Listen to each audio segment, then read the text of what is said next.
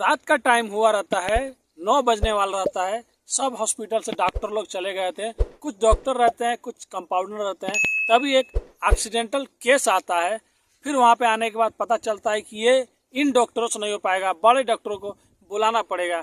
फिर 1-2 डॉक्टर आते हैं, उन लोग से भी ये मामला संभाला नहीं जाता है।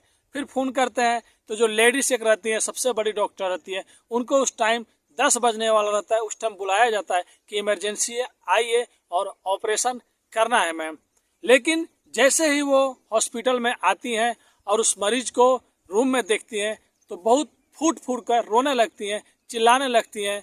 आखिर में ऐसा क्या हुआ था उनके साथ में जो मरीज को देखकर रोने लगी? वहाँ पे जो आसपास डॉक्टर लोग थे वो लोग भी ये चीज़ देख के दंग हो गए। कुछ वहाँ पे पेशेंट लोग, मरीज लोग थे, वो भी ये चीज़ देखकर दंग रह गए, क्योंकि उस हॉस्पिटल की सबसे बड़ी जो डॉक्टर थी वही थी। आखिर में उस मरीज और उस डॉक्टर का क्या रिश्ता है, तो चलिए कहानी में आप लोग को बताते हैं। लेकिन उससे पहले आपसे रिक्वेस्ट करते हैं, अगर आप हमारी स्टोरी कहानी वीडियो देखते हैं तो प्लीज़ आपसे रिक्वेस्ट है, सब्सक्राइब कर लीजिए। हर कहानी पे लाइक कमेंट जरूर कीजिए, क्योंकि हमारी कहानी कैसी लगती है, आपके एक लाइक से, कमेंट से हमको भी हौसला मिलता है, जिससे हम बाद में और अच्छी अच्छी वीडियो बना सके आप लोग के लिए। तो नमस्ते, आदाब, सत श्री अकाल। आज की जो कहानी है बहुत ही इमोशनल कहानी है, दर्द भरी कहानी है। कैसे एक आदमी बिछड़ता है, फिर कैसे उसका ज़िंदगी बदलता है, आज की कहानी में यही हम लोग आपको बताएंगे। बात रहता है जब एक लड़का अपने कॉलेज से पास होकर निकलता है, मतलब पढ़ाई पूरी करके निकलता है। उसी कॉलेज में उसकी एक दोस्त भी जो लड़की रहती है वो भी पढ़ती है। फिर ये दोनों का पढ़ाई के बाद आपस में दोनों डेली बात करते थे। बात करते करते ये लोग ने मन बनाया कि हम लोग शादी करेंगे। अपने अपने घर पे बोलते हैं, घर वाले मान भी जाते हैं, क्योंकि लड़का भी पढ़ा लिखा है, लड़की भी पढ़ी लिखी है। यहाँ तक तो सब चीज़ ठीक था। फिर शादी का टाइम आता है, तब शादी भी इन लोग का हो जाता है बहुत अच्छे से, और 1 या 2 साल बहुत अच्छे से चल रहा होता है, क्योंकि इनका लव मैरिज शादी था। ये लोग पहले कॉलेज में बात करते थे, फिर इन लोग का शादी हुआ था। लेकिन बोलते हैं ना कि ज़्यादातर शादी जो लव मैरिज में होता है ज़्यादा दिन नहीं टिकता है। पहले तो प्यार मोहब्बत, बाद में झगड़ा स्टार्ट हो जाता है। सेम इस भी कहानी में, इनके भी रिलेशन में ऐसा ही आने वाला था। बाद में लड़की बोलती है कि तुम अच्छा काम कोई क्यों नहीं ढूंढ लेते जिससे हमारा खर्चा चल सके, घर वालों का खर्चा चल सके, और मैं तुम्हारे घर वालों के साथ में नहीं रहूंगी, क्योंकि तुम्हारे घर वाले दूसरे टाइप के लोग हैं। मैं पढ़ी लिखी हूँ, मैं शहर में रहने वाली हूँ, मैं शहर में रहूंगी, तुम अपने घर वालों को छोड़ दो। लेकिन वो लड़का बोलता है कि तुम पागल हो गई हो, जिन्होंने मुझे पढ़ाया, जिन्होंने मुझे लिखाया, क्या मैं उन लोग को छोड़ दूं? लड़के का नाम पंकज रहता है और लड़की का नाम अंजलि रहता है।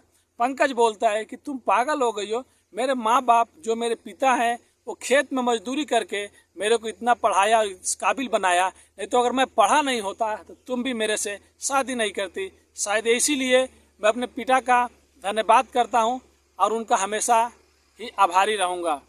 फिर लड़की कुछ नहीं बोलती है, लेकिन 1-2 और साल गुजर जाते हैं, 4 साल हो जाता है।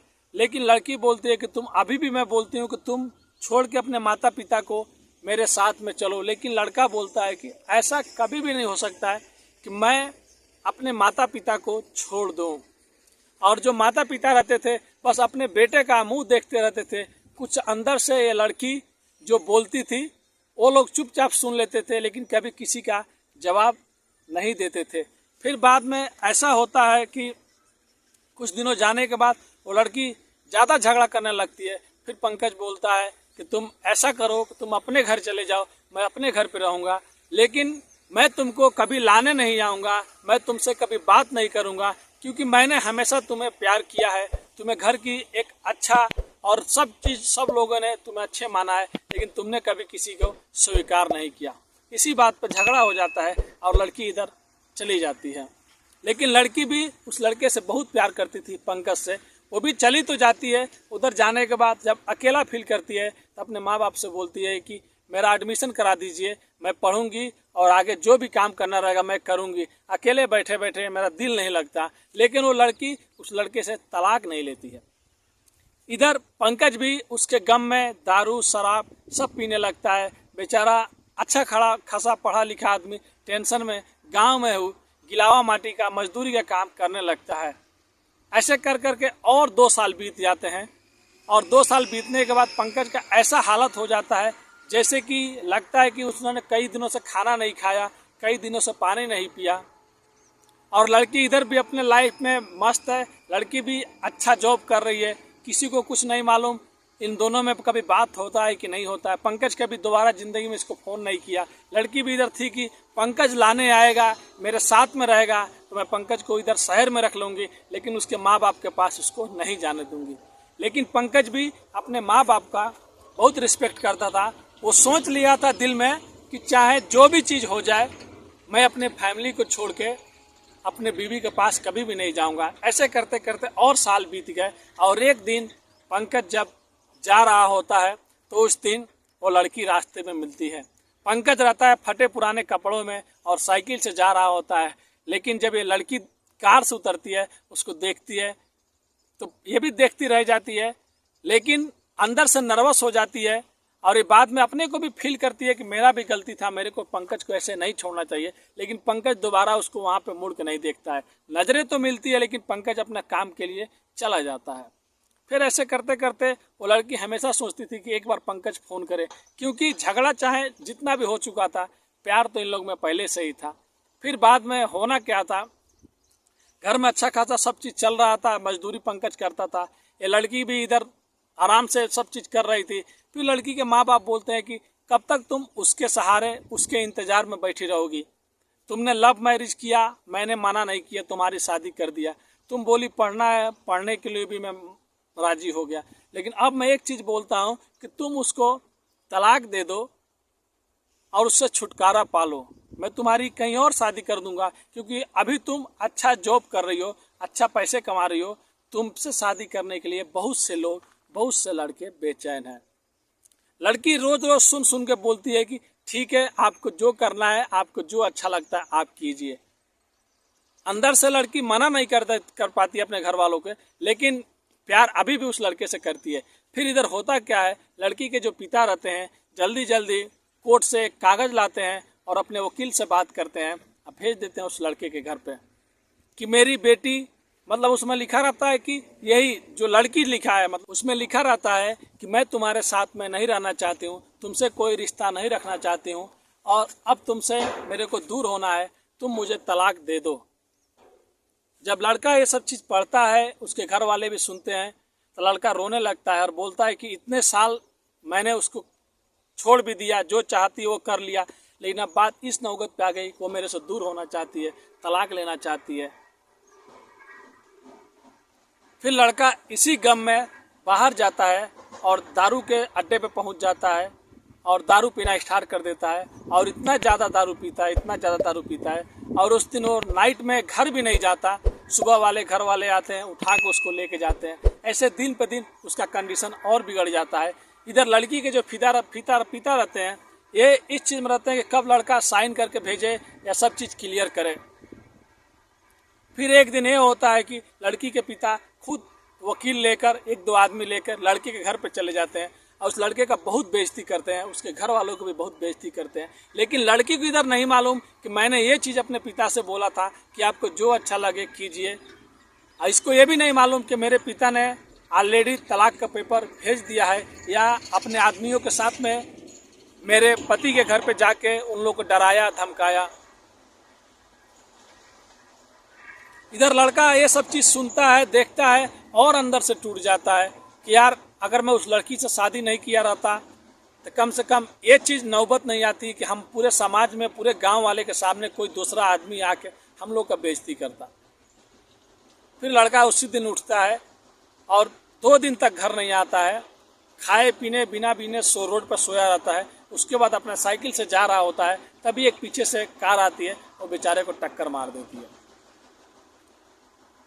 टक्कर मारने के बाद कुछ लोग स्थानीय वहाँ पे जुटते हैं और उसको जल्दी से जल्द हॉस्पिटल भेजते हैं। जिस टाइम 9 बज रहा होता है और वहाँ पे हॉस्पिटल से सारे डॉक्टर चले गए रहते हैं, बस कुछ डॉक्टर रहते हैं, कुछ कंपाउंडर रहते हैं। तब एक से एक डॉक्टर आते हैं, चेक करते हैं, लेकिन कोई भी बोलता है कि ये लड़का बचेगा नहीं, हमारे हाथ में नहीं है। लास्ट में ऐसा होता है कि जो उस हॉस्पिटल की सबसे बड़ी डॉक्टर रहती है उनको बुलाया जाता है। और जब वो आती हैं, जब देखती हैं तो इसको रोने लगती हैं पकड़ पकड़ के। फिर उसका ट्रीटमेंट होता है। सब डॉक्टर चौंक जाते हैं कि आखिर में इन लोग का रिश्ता क्या है, कैसे ये डॉक्टर उस लड़के को जानती है जो गरीब है, महिला है, कपड़ा पहना हुआ है, कहीं इन लोग को एक साथ में देखा भी नहीं है। जल्दी जल्दी इन लोग का ऑपरेशन करती है। ऑपरेशन करने के बाद डॉक्टर लोग बोलते हैं कि अब तो ऑपरेशन हो गया, इसको कंपाउंडर लोग देखेंगे, आप चलिए मैम। लेकिन वो बोलती है कि नहीं, तुम आप सब लोग जाओ, मैं आज यहीं पर रुकूंगी। डॉक्टर लोग भी सुन के हैरान थे कि आखिर में ये डॉक्टर इस मरीज के लिए इतना चिंतित क्यों है। फिर रात भर डॉक्टर वहीं पर रुकी। सुबह जब उस लड़के को होश आया 9 बजे, तो डॉक्टर वहीं पर बैठे बैठे सो गई थी। लेकिन जब इस लड़के को होश आया, लड़का देखा कि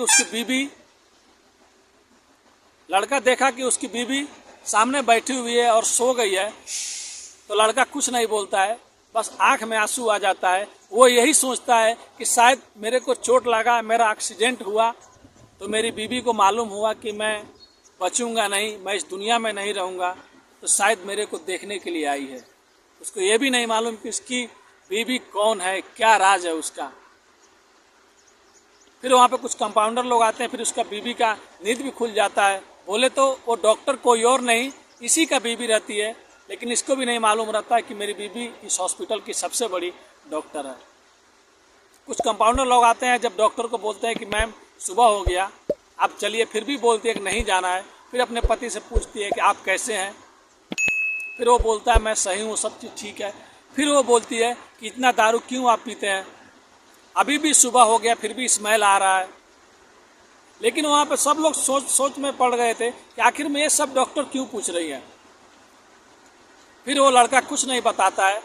फिर डॉक्टर सबको बोलती है कि तुम लोग यहाँ से जाओ। फिर डॉक्टर हाथ पकड़ती है, बोलती है कि उसका नाम रख के, पंकज क्या हुआ है बताओ तुम। फिर पंकज रोने लगता है और बोलता है कि मेरे से पूछ रही हो कि क्या हुआ है, ऐसे नहीं कि तुमको मालूम नहीं, तुम बनने की कोशिश कर रही हो। आज मेरा जो भी हालात है तुम्हारे वजह से है। तुम मेरे से दूर रहना चाहती हो, तुम मेरे से तलाक लेना चाहती हो, कोई बात नहीं। मैं एक दिन बाद, कल या परसों, जब मैं यहाँ से जाऊँगा, सबसे पहले तुम्हारे पेपर पर साइन करके तुमसे आज़ादी ले लूँगा। तुम अपने ज़िंदगी में खुश रहना। फिर वो रोने लगती है, बोलती है मैंने कहा तुमको तलाक का पेपर भेजा, मैंने कहा तुमसे दूर रहने के लिए। मैं तो तुम्हारा इंतज़ार करती थी कि पंकज आएगा, मेरे को घर लेके जाएगा या मेरे साथ में रहेगा। तब पंकज सब बात बताता है कि तुमने एक बार पेपर नहीं भेजा, दूसरी बार तुम अपने फादर को, अपने पिताजी को नहीं भेजी। तब लड़की सुनती है तो और रोने लगती है कि मैंने ऐसे कुछ नहीं किया पंकज, सब मेरे पिताजी ने किया है। फिर लड़का अभी भी उससे प्यार करता था। फिर उसकी बात सुनकर लड़का भी रोने लगता है और लड़की वहीं पे बोलती है कि मैं अब तुम्हारे साथ में रहूंगी, अब मैं कभी भी नहीं बोलूंगी कि मैं शहर में रहूंगी या गांव में रहूंगी, जिधर तुम रहोगे उधर ही मैं रहूंगी। और मैं अभी यहाँ पे डॉक्टर ही, मैं अभी यहीं से रिजाइन मारती हूँ और मैं तुम्हारे साथ में चलूँगी, क्योंकि जितने साल हम लोग ऐसे बिता दिए हैं, शायद ज़िंदगी में पल कभी आएगा नहीं। फिर वहाँ के डॉक्टर लोग और जितने भी मरीज लोग रहते हैं, सबको मालूम चलता है कि ये जो महिला कपड़ा पहना हुआ, जिसको चोट लगा है, जो पतला सा आदमी है, ये कोई और नहीं, उस हॉस्पिटल की सबसे बड़ी डॉक्टर का पति रहता है। फिर यहाँ पे लड़के के घर वालों को भी बुलाया जाता है, वो लोग भी आते हैं, वो लोग भी बहुत खुश होते हैं। और लड़की बोलती है कि जो भी हुआ सब भूल जाओ, मैंने कभी ये कुछ नहीं किया। फिर लड़की के माता पिता आते हैं। फिर लड़की अपने माता पिता को बहुत बोलती है। फिर उसके पिता भी बोलते हैं कि मेरे से गलती हो गया, अब मेरी बेटी जहाँ पे खुश है वहाँ पे मेरी भी खुशी है। फिर खुशी खुशी ये लोग लड़के के घर पे चले जाते हैं। तो आज की कहानी यही थी हमारी दोस्तों। कहानी कैसी लगी कमेंट करके ज़रूर बताइए। प्लीज़ आपसे रिक्वेस्ट है कि चैनल को सब्सक्राइब कीजिए ऐसी वीडियो देखने के लिए, ताकि हमारा नेक्स्ट वीडियो जब आए तो सबसे पहले आप लोग के पास जाए। और आप लोग ऐसे ही प्यार दुलार देते रहिए। और हमारा मकसद किसी भी समुदाय, किसी भी धर्म को ठेस पहुंचाना नहीं है, बस लोगों को जागरूक करना है और अच्छी अच्छी कहानियां सुनाना है। प्लीज़ रिक्वेस्ट फिर से करता हूं कि सब्सक्राइब कर दो मेरे भाई, मेरे बहनों। मिलते हैं नेक्स्ट वीडियो में कुछ अच्छी कहानियों के साथ। अभी के लिए अलविदा लेते हैं। धन्यवाद।